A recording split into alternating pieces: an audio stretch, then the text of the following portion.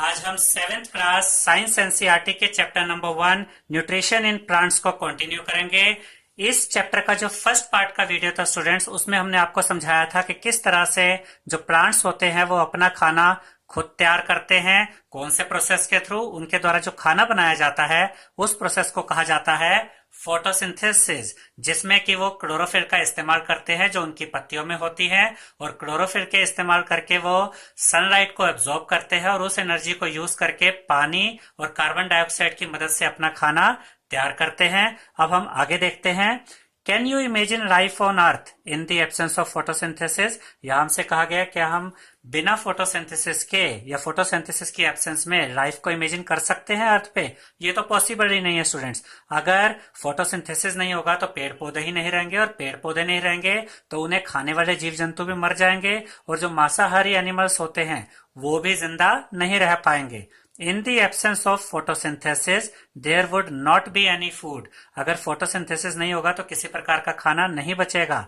The survival of almost all living organisms directly or indirectly depends upon the food made by the plants. देखिए, सभी प्राणी, सभी animals चाहे directly या indirectly पौधों पर ही डिपेंड करते हैं खाने के लिए।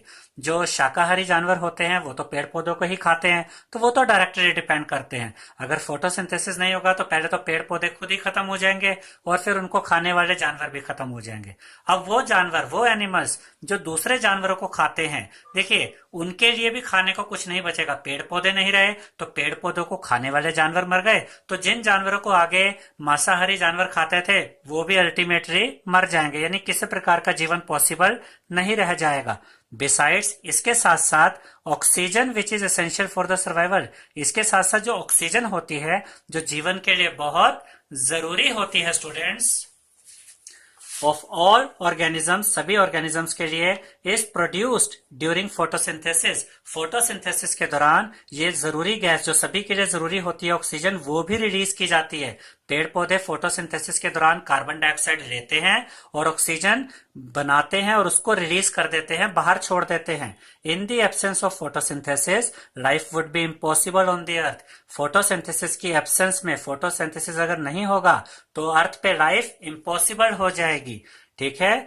During photosynthesis chlorophyll containing cells of leaves in the presence of sunlight use carbon dioxide and water to synthesize carbohydrates. देखिए इस पैराग्राफ में हमें यह कहा गया है कि फोटोसिंथेसिस के दौरान जो पत्तियों की सेल्स होती हैं उनके अंदर क्लोरोफिल होता है। ठीक है, तो जब सूरज की रोशनी दिन के समय रहती है तो सूरज की रोशनी को वो क्लोरोफिल ट्रैप करता है, पत्तियों में खींच लेता है अपनी तरफ। उसके बाद किसको यूज किया जाता है? कार्बन डाइऑक्साइड और वाटर को, और उससे सिंथेसाइज किया जाता है। सिंथेसाइज मतलब केमिकली बनाया जाता है कार्बोहाइड्रेट, यानी सनलाइट एब्जॉर्ब हुई प्लस कार्बन डाइऑक्साइड और वाटर का इस्तेमाल हुआ और इससे बना कार्बोहाइड्रेट, और पेड़ पौधों में खाना कार्बोहाइड्रेट के रूप में बनता है, जो इसके बाद एक बार और उसका रूप बदला जाता है और वो स्टार्च में कन्वर्ट होकर स्टोर हो जाता है। तो सबसे पहले खाना किस रूप में बना पेड़ पौधों में? कार्बोहाइड्रेट के रूप में।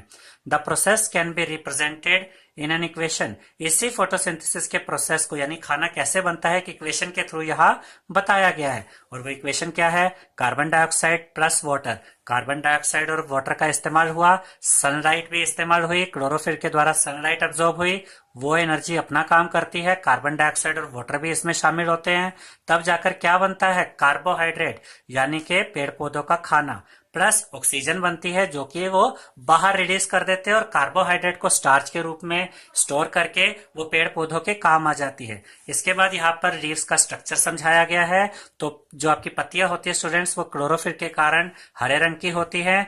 ठीक है, तो यहाँ पर क्लोरोफिल भी बताया गया है। इसके अलावा इसमें स्टोमेटा, जो यहाँ स्टोमा लिखा गया, आप इसको स्टोमेटा कह सकते हैं। ये पत्तियों के ऊपर छोटे छोटे छेद होते हैं जिससे कि कार्बन डाइऑक्साइड अंदर जाती है और ऑक्सीजन बाहर जाती है। स्टोमेटा के ऊपर गार्ड सेल्स होते हैं जो उसके गेट की तरह काम करते हैं। देखिए ये गार्ड सेल्स है और बीच में स्टोमेटा यानी पोर है। गार्ड सेल बंद होते हैं तो स्टोमेटा बंद होता है, गार्ड सेल खुलते हैं, स्टोमेटा खुलता है, यानी कि वो छेद खुल जाते हैं और गैसेस अंदर बाहर आ जा सकती हैं। इसके बाद यहाँ पर हमें बताया गया है कि किस तरीके से क्लोरोफिल होता है लीव्स के अंदर, सनलाइट आती है, ये क्लोरोफिल के कारण ये पत्तियां उनको एब्जॉर्ब कर लेती है। ठीक है। उसके बाद कार्बन डाइऑक्साइड यहाँ पर स्टोमेटा के द्वारा अंदर जाती है पत्तियों में, फोटोसिंथेसिस होता है, वाटर और मिनरल जड़ों के थ्रू पत्तियों तक पहुंचता है, और जब ऑक्सीजन रिलीज होती है फोटोसिंथेसिस के दौरान, जब खाना बनता है उसी दौरान ऑक्सीजन रिलीज होती है तो वो यहाँ से बाहर निकल जाती है। ठीक है स्टूडेंट्स, आगे देखते हैं। During the process oxygen is released, photosynthesis के दौरान ऑक्सीजन रिलीज की जाती है। The presence of starch in leaves indicates the occurrence of photosynthesis, और हमने अभी आपको बताया था कि कार्बोहाइड्रेट के रूप में खाना बनता है पेड़ पौधों में, लेकिन स्टोर होता है स्टार्च के रूप में, और जो स्टार्च की प्रेजेंस होती है पत्तियों के अंदर, वो ये चीज दिखाती है कि पेड़ पौधों में फोटोसिंथेसिस होता है, क्योंकि फोटोसिंथेसिस हुआ तभी खाना बना, खाना स्टार्च के रूप में ही स्टोर होता है। Starch is also a carbohydrate, starch भी एक प्रकार का कार्बोहाइड्रेट ही होता है। इसके बाद यहाँ पर एक एक्टिविटी बताई गई है, take 2 potted plants of the same kind, keep one in the dark और in a black box for 72 hours and the other in sunlight. यहाँ पर कहा गया है कि एक पौधे को तो आप अंधेरे में रखेंगे और एक पौधे को आप रोशनी में रखेंगे। अब ऑब्वियस सी बात है स्टूडेंट्स कि जहां पौधे को रोशनी मिलेगी तभी वो खाना बना पाएगा, फोटोसिंथेसिस हो पाएगी, और जिस पौधे को रोशनी नहीं मिलेगी उस पौधे में फोटोसिंथेसिस नहीं हो पाएगा, यानी उसमें स्टार्च भी नहीं मिलेगा। और जो रोशनी में रखा गया पौधा है उसमें स्टार्च हमको मिलता है। परफॉर्म आयोडीन टेस्ट, यहाँ पर हमें कहा गया कि आयोडीन टेस्ट करना है विद द लीव्स। जो पत्तियां दी गई है हमें, जो बताया गया सिनेरियो, उसके उन पत्तियों की हमें क्या करनी है, यहाँ पर आयोडीन टेस्ट करनी है। 2 तरह की पत्तियों की, एक उस पत्ते की जो उस पौधे की है जो रोशनी में रखा गया, और एक उस पौधे की पत्तियां हैं जो कि अंधेरे में रखा गया। और ये भी कहा गया कि 6th क्लास में आप आयोडीन टेस्ट के बारे में पढ़ चुके हैं। ठीक है। Now leave the pot which was earlier kept in the dark in the sunlight for 3-4 days and perform the iodine test again। वो ये कह रहे हैं, now leave the pot which was earlier kept in the dark। पहले जो पौधा अंधेरे में रखा गया था अब उसको वापस सनलाइट में ले आइए 3-4 दिनों के लिए, और फिर से उसका आयोडीन टेस्ट कीजिए। ठीक है। देखिए यहाँ पर ये पूरा जो पैराग्राफ था इसका मतलब ये था कि मान लीजिए आप एक ऐसे पौधे की पत्तियों का टेस्ट करते हैं, आयोडीन टेस्ट, जो कि सूरज की रोशनी में रखी गई थी। तो ऑब्वियस सी बात है कि जब कोई पौधा सूरज की रोशनी में रहा होगा तो उसमें फोटोसिंथेसिस का प्रोसेस चलता रहा होगा और उसमें खाना बन रहा होगा, तो उसकी पत्तियों में स्टार्च मौजूद होता है। और जब आप एक ऐसी पत्ती का आयोडीन टेस्ट करते हैं जिसमें कि स्टार्च होता है, तो उस पत्ती का जो कलर होता है वो ब्लू ब्लैक कलर में चेंज हो जाता है, जिससे हमें पता चल जाता है कि इस पत्ती में स्टार्च था। लेकिन अगर आप एक ऐसे पौधे की पत्ती को यूज करते हैं, लीव को यूज करते हैं, जिसमें कि जो कि काफी समय से रोशनी में नहीं थी, तो अगर आप उस पत्ती को आयोडीन टेस्ट करेंगे तो उस पत्ती का कलर, उस लीव का कलर चेंज नहीं होगा, और हम कह सकते हैं कि उसमें स्टार्च नहीं है। ये इस चीज को दिखाता है स्टूडेंट्स कि सूरज की रोशनी में ही फोटोसिंथेसिस होता है और स्टार्च बनता है और पत्तियों में सेव होता है। और अगर सूरज की रोशनी नहीं होती है तो पत्तियों में स्टार्च भी नहीं मिलेगा आपको, क्योंकि फोटोसिंथेसिस ही नहीं हुआ। तो एक जो एग्जांपल हमने ये लिया कि एक ऐसा पौधा था जिसे पहले अंधेरे में रखा, अगर उसको आप टेस्ट करेंगे पत्तियों को तो उसमें कलर चेंज नहीं होगा पत्ती का, इसका मतलब उसमें स्टार्च नहीं है। फिर उसी को 3-4 दिन के लिए रोशनी में रख दीजिए, उसके बाद उसको चेक कीजिए, आयोडीन टेस्ट कीजिए उन लीव्स का, फिर आपको दिखेगा कि उसमें पत्तियों का कलर चेंज हो रहा है, और ये तभी चेंज हो सकता है जब उसमें स्टार्च है। ये सिर्फ इस चीज को दिखा रहा है कि फोटोसिंथेसिस के लिए सनलाइट बहुत जरूरी होती है। सनलाइट होगी तो फोटोसिंथेसिस होगा, फोटोसिंथेसिस होगा तो खाना बनेगा, और पत्तियों में स्टार्च के रूप में वो हमें पता चल जाता है। आगे देखिए क्या कहा गया है, the leaves other than green also have chlorophyll, the large amount of red, brown and other pigments mask the green colour, photosynthesis take place in these leaves also. इस पैराग्राफ का ये मतलब है स्टूडेंट्स कि सिर्फ हरे रंग की ही पत्तियां नहीं होती, और भी कलर की पत्तियां होती हैं, लेकिन उनमें भी क्लोरोफिल होता है। अब ये कैसे पॉसिबल है, देखिए होता ये है कि जो दूसरे रंगों की पत्तियां होती है, लीव्स होती है, उनमें भी क्लोरोफिल होता है, लेकिन उस क्लोरोफिल के अलावा उसमें दूसरे कलर्स भी होते हैं जो हमें नजर आते हैं, और वो क्लोरोफिल वाला ग्रीन कलर उनमें छुप जाता है, लेकिन क्लोरोफिल उनमें मौजूद रहता है, और इसी वजह से वो फोटोसिंथेसिस कर पाते हैं। तो इसका ये मतलब हुआ कि सिर्फ हरे रंग की पत्तियां ही नहीं, दूसरे रंग की पत्तियों वाले पेड़ पौधे भी फोटोसिंथेसिस कर पाते हैं। इसका ये मतलब है कि उनमें भी क्लोरोफिल होता है, भले ही रंग उसका कोई और नजर आए। इसके बाद देखते हैं students, You often see slimy green patches in ponds or stagnant water bodies. These are generally formed by the growth of organisms called algae.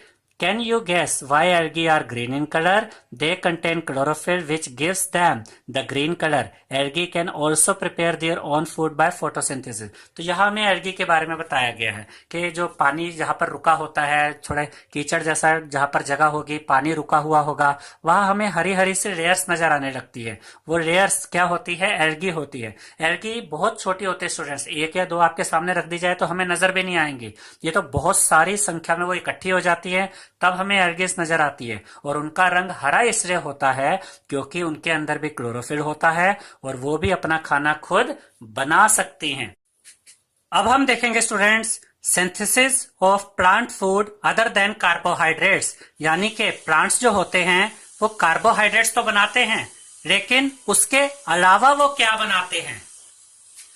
You have just learned that plants synthesize carbohydrates through the process of photosynthesis. ये तो हम पढ़ चुके हैं कि जो plants होते हैं वो फोटोसिंथेसिस के थ्रू कार्बोहाइड्रेट्स बनाते हैं।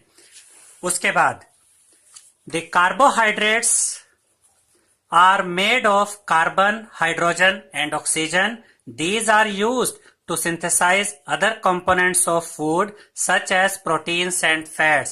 इसका मतलब कि कार्बोहाइड्रेट्स के अलावा जो प्लांट्स है वो प्रोटीन और फैट भी बनाते हैं। But proteins are nitrogenous substances, लेकिन जो प्रोटीन होते हैं वो नाइट्रोजीनियस सब्सटेंस होते हैं, यानी उनके अंदर क्या होता है? नाइट्रोजन होता है। विच कंटेन नाइट्रोजन, उनके अंदर नाइट्रोजन होता है। From where do the plants obtain nitrogen? हमसे कहा गया है कि नाइट्रोजन पेड़ पौधों को कहां से मिलता है। Recall that nitrogen is present in abundance in gaseous form in the air. जो नाइट्रोजन होती है स्टूडेंट्स वो हवा में बहुत बड़ी मात्रा में पाई जाती है। However plants can not absorb nitrogen in this form, लेकिन प्लांट्स जो हवा में नाइट्रोजन होती है उसको एज इट इज यूज नहीं कर सकते। Soil has certain bacteria that convert gaseous nitrogen into a usable form and release it into the soil. यहाँ पर हमें बताया गया है कि कुछ ऐसे बैक्टीरिया होते हैं जो कि हवा में जो नाइट्रोजन पाई जाती है उसको कन्वर्ट कर देते हैं उस फॉर्म में जो कि पेड़ पौधों द्वारा यूज की जा सकती है, और उस फॉर्म में वो उस नाइट्रोजन को मिट्टी में छोड़ देते हैं। These are absorbed by the plants along with water. और देखिए जो हवा वाली नाइट्रोजन है वो पानी में सोल्यूबल नहीं होती, लेकिन जब उसको कुछ सर्टेन टाइप के बैक्टीरियाज यूज करते हैं उसी नाइट्रोजन को, तो वो उसको वाटर में सोल्यूबल फॉर्म में कन्वर्ट कर देते हैं और फिर पानी के थ्रू वो जो नाइट्रोजन होती है वो पेड़ पौधे अपने अंदर खींच लेते हैं। Also, you might have seen farmers adding fertilizers rich in nitrogen to the soil. इसके अलावा जो फार्मर्स जो किसान होते हैं वो जो नाइट्रोजन वाले फर्टिलाइजर मिट्टी में डालते हैं, जिससे कि नाइट्रोजन की जो पूर्ति होती है, जो सप्लाई होती है पेड़ पौधों को, वो पूरी तरह से मिलती रहती है। In this way the plants fulfil there requirements of nitrogen along with the other constituents. इस तरीके से जो प्लांट्स की जरूरत होती है नाइट्रोजन की वो भी पूरी होती रहती है। Plants can then synthesise protein and vitamin. और जो प्लांट्स होते हैं स्टूडेंट्स याद रखिएगा इसी नाइट्रोजन की मदद से ही प्रोटीन और विटामिन भी बना पाते हैं। तो इस पैराग्राफ में हमने सीखा कि जो नाइट्रोजन हवा में उपस्थित होती है वो पेड़ पौधे सीधे सीधे यूज नहीं कर सकते, लेकिन पेड़ पौधों को नाइट्रोजन की जरूरत होती है क्या बनाने के लिए? प्रोटीन एंड विटामिन बनाने के लिए। ठीक है, तो उसके लिए क्या होता है कि जो कुछ टाइप के बैक्टीरियाज होते हैं जो कि हवा में मौजूद नाइट्रोजन को इस रूप में कन्वर्ट कर देते हैं जो पानी में घुल सके और पेड़ पौधे उनका यूज कर सके। फिर उन्हीं उस नाइट्रोजन की मदद से जो कि पानी के थ्रू पेड़ पौधों में जाती है, पेड़ पौधे अपना प्रोटीन तैयार करते हैं। देखिए इसके बाद हमें कहा गया है other modes of nutrition in plants. अभी तक जो हमने सीखा वो ये था कि पेड़ पौधे अपना खाना खुद बनाते हैं। अब हम देखने जा रहे हैं कि और क्या तरीके हैं जिससे कि पेड़ पौधे अपना खाना हासिल करते हैं। There are some plants which do not have chlorophyll. ऐसे भी प्लांट्स होते हैं स्टूडेंट्स जिनमें क्लोरोफिल नहीं होता, और क्लोरोफिल के बिना तो खाना ही नहीं बन सकता पेड़ पौधों में। They can not synthesise food. वो अपना खाना खुद नहीं बना सकते। How do they survive. तो वो कैसे सर्वाइव करते हैं? And from where do they derive nutrition. और वो अपना न्यूट्रिशन कहाँ से हासिल करते हैं? Like humans and animals. तो जैसे इंसान और जानवर करते हैं, सच प्लांट्स, इस तरह के प्लांट्स जिसमें क्लोरोफिल नहीं होता, depend on the food produced by other plants, वो उन प्लांट्स पे निर्भर करते हैं जो अपना खाना खुद बनाते हैं। They use the heterotrophic mode of nutrition, ये वो प्लांट्स कहे जाते हैं जो कि heterotrophic mode of nutrition use करते हैं। जैसे इंसान और एनिमल भी हेट्रोट्रोफिक होते हैं, ऐसे कुछ पेड़ पौधे भी हेट्रोट्रोफिक होते हैं जो अपने खाने के लिए उन पेड़ पौधों पर निर्भर करते हैं जो खाना खुद बना सकते हैं। यहाँ पर आपको कहा गया लुक एट फिगर 1.5। यहाँ पर एक फिगर आपको दी गई है जिसमें कि आपको एग्जांपल दिया गया है कि किस तरीके से एक प्लांट दूसरे प्लांट से खाना हासिल करता है। ठीक है, do you see a yellow wiry branch structure twining around the stem and branches of a tree. यहाँ कहा गया है कि आपको जो पिक्चर दिखाई गई है उसमें एक पीले रंग की एक बेल टाइप होती है, वायर लाइक स्ट्रक्चर, जो कि दूसरे पेड़ पर चढ़ी होती है। This is a plant called cuscuta. ये जो लिपटा हुआ प्लांट है, जो इस तरीके से ये बेल से चढ़ जाती है दूसरे प्लांट के ऊपर, वो कैस्केटा कहलाता है। उसका नाम, उस प्लांट का नाम है cuscuta. It does not have chlorophyll, cuscuta में क्लोरोफिल नहीं होता। It takes readymade food from the plant on which it is climbing. ये उस पेड़ से, उस पौधे से अपना खाना हासिल करता है जिसके ऊपर वो लिपट जाता है, चढ़ जाता है। The plant on which it climb is called the host. और जिस प्लांट से ये खाना हासिल करता है उस प्लांट को कहा गया है होस्ट। ठीक है, since it deprives the host of valuable nutrient. और ये क्या करता है, उस होस्ट यानी मेन जो प्लांट है जिसके ऊपर ये लिपट जाता है उसको मिलने वाले न्यूट्रिएंट को कम कर देता है। ये तो उन्हें भी खाना शुरू कर देता है। देखिए ये लिखा है since it deprives the host, ये जो होस्ट होता है उसकी चीजों को छीन लेता है, उसके न्यूट्रिशन को भी छीनता है। ऑफ वैल्यूएबल न्यूट्रिएंट, उसके न्यूट्रिएंट को ये भी यूज करना शुरू कर देता है। ठीक है, कैस्केटा इज कॉल्ड द पैरासाइट। कैस्केटा इसीलिए क्या कहा गया है, पैरासाइट। पैरासाइट वो प्लांट्स कहे गए हैं या वो एनिमल्स भी पैरासाइट्स होते हैं जो दूसरी चीजों से अपना खाना हासिल करते हैं लेकिन बिना उनको मारे। ठीक है, यानी ये दूसरी चीज से खाना तो हासिल कर रहे हैं लेकिन उनको मारते नहीं है या मरी हुई चीजों से खाना हासिल नहीं करते, जिंदा चीजों के साथ ही जुड़ जाते हैं और उनसे खाना हासिल करते हैं। ठीक है, इसके बाद हमसे कहा गया स्टूडेंट्स, हैव यू सीन और heard of plants that can eat animals. क्या कभी ऐसे प्लांट्स के बारे में सुना है जो जानवरों को खा सके। There are a few plants which can trap insects and digest them. कुछ ऐसे प्लांट्स होते हैं जो कीड़े मकोड़ों को ट्रैप कर लेते हैं, पकड़ लेते हैं और उनको खा जाते हैं। इज इट नॉट अमेजिंग, क्या ये हैरानी वाली बात नहीं है। सच प्लांट्स में बी ग्रीन और ऑफ सम अदर कलर। ये ग्रीन कलर वाले प्लांट भी हो सकते हैं और दूसरे रंग वाले प्लांट भी हो सकते हैं। Look at the plant in figure 1.6। यहाँ फिगर 1.6 में आपको एक प्लांट बताया गया है। द पिक्चर लाइक और jug like structure is the modified part of leaf. The apex of the leaf forms a lid which can open and close the mouth of the pitcher. ठीक है, देखिए यहाँ पर इस पैराग्राफ में आपको ये कहा गया है स्टूडेंट्स कि जो पिक्चर लाइक, पिक्चर होता है जिसकी पत्तियों को देखिए, ये पिक्चर जग लाइक स्ट्रक्चर है, इसके अंदर खाली जगह होती है और इसके ऊपर ये देखिए एक ढक्कन सा बन जाता है। ठीक है, तो यहाँ पर देखिए ये पिक्चर प्लांट है students. Inside the pitcher there are hair. यहाँ इसके अंदर, यहाँ पर इसके अंदर हेयर, बाल होते हैं।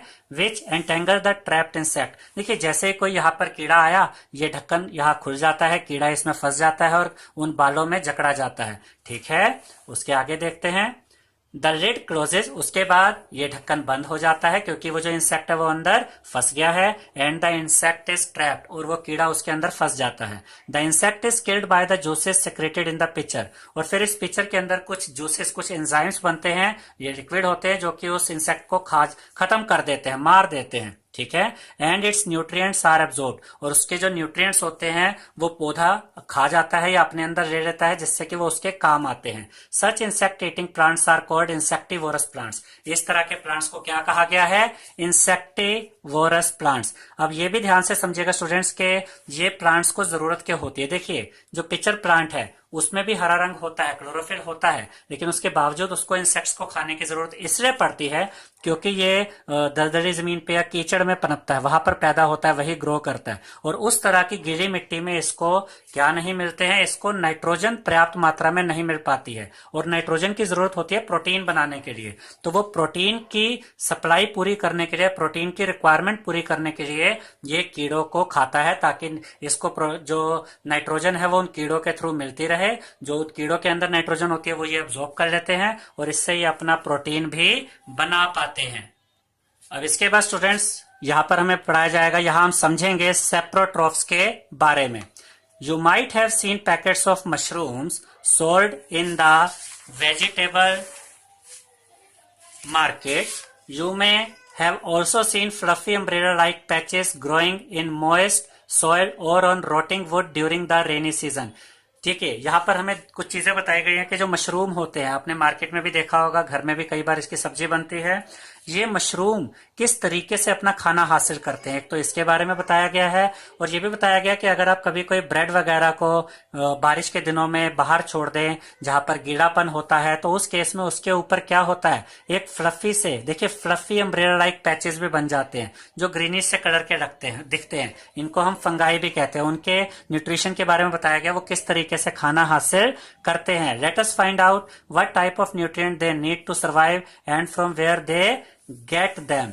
तो यहाँ पर ये एक्टिविटी के थ्रू आपको समझाया गया students.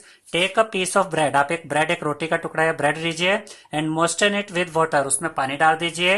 Leave it in a moist warm place for 2 to 3 days और until fluffy patches appear on them, और उनको तब तक छोड़ दीजिए 2-4 दिनों के लिए जब तक कि उस पर वो फ्लफी पैचेस नजर ना आ जाए।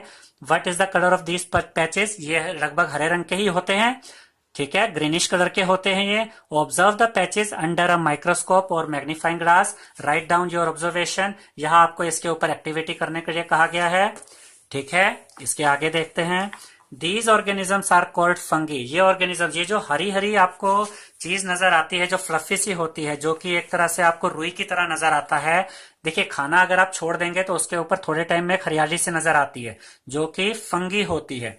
They have a different mode of nutrition, ये अलग तरीके से अपना खाना हासिल करते हैं। They absorb the nutrient from the bread, ये जिस खाने की चीज पर लग जाते हैं, जैसे हमने ब्रेड छोड़ी तो ब्रेड से अपना खाना हासिल करते हैं। This mode of nutrition in which organism take an nutrient from dead and decaying matter is called saprotrophic nutrition. अब देखिए, ये इनका जो मोड ऑफ न्यूट्रिशन है वो ये है कि ये मरी हुई चीजों से, चाहे वो एनिमल्स का शरीर हो या सड़ी गली चीजों से अपना खाना हासिल करते हैं। सड़ी गली चीजों से, मरी हुई चीजों से अपना खाना हासिल करना क्या कहलाता है, सेप्रोट्रॉफिक न्यूट्रिशन। और ये डिफरेंट है, जो पैरासाइट हमने पढ़ा था उसमें एक ऑर्गेनिज्म दूसरे ऑर्गेनिज्म का यूज जरूर करता है लेकिन उसे मारता नहीं है, या मरी हुई चीजों से अपना खाना हासिल नहीं करता।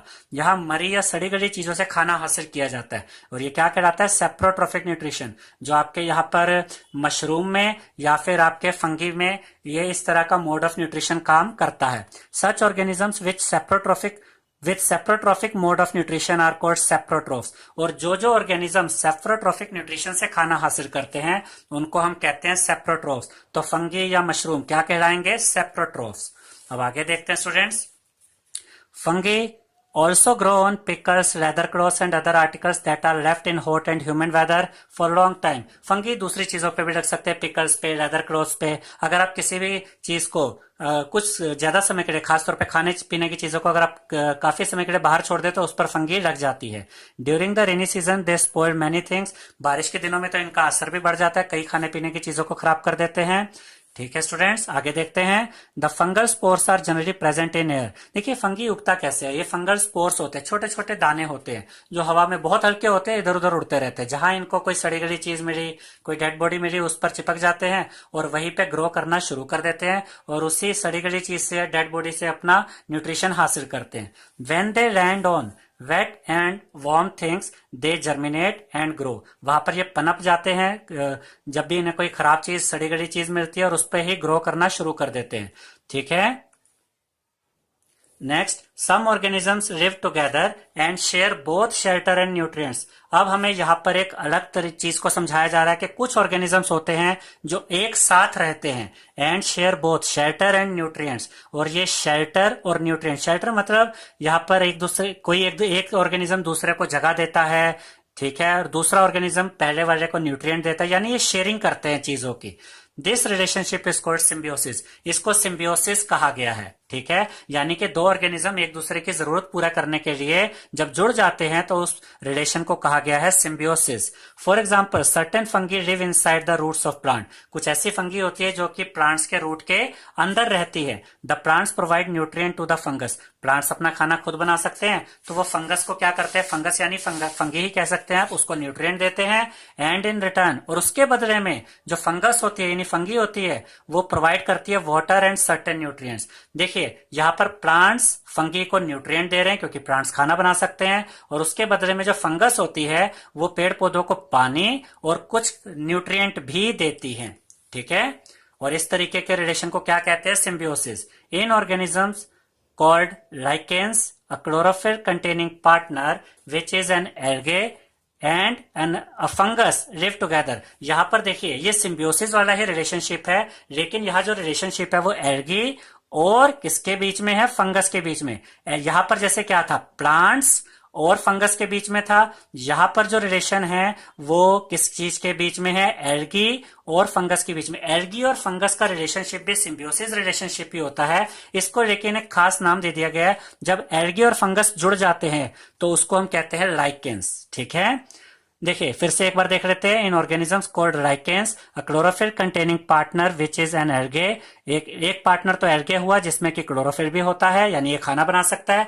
And a fungus live together, fungus भी होती है जो एक साथ रहते हैं। The fungus provide shelter, water and mineral to the algae. जो फंगस होती है देखिए वो एल्गे को क्या क्या प्रोवाइड करती है? शेल्टर, रहने की जगह कह सकते हैं, देती है, पानी देती है और मिनरल्स भी देती है। इन रिटर्न एल्गे में क्योंकि क्लोरोफिल होता है, prepares and provide food the fungus, तो वो क्या करता है? वो खाना बनाता है और फंगस को देता है। तो ये भी तो एक दूसरे की जरूरत पूरा कर रहे हैं। फंगस शेल्टर दे रही है, वाटर दे रही है और मिनरल दे रही है। किसको? एल्गी को। एल्गी क्या कर रही है? खाना बनाकर दे रही है। किसको दे रही है? फंगस को। ये भी क्या है? ये भी सिम्बियोसिस रिलेशनशिप है। लेकिन एल्गे और फंगस के रिलेशनशिप को, जो इनके मिलने से जो नया ऑर्गेनिज्म कह सकते हैं तैयार होता है, उसको लाइकेन कहा गया है। ठीक है स्टूडेंट्स।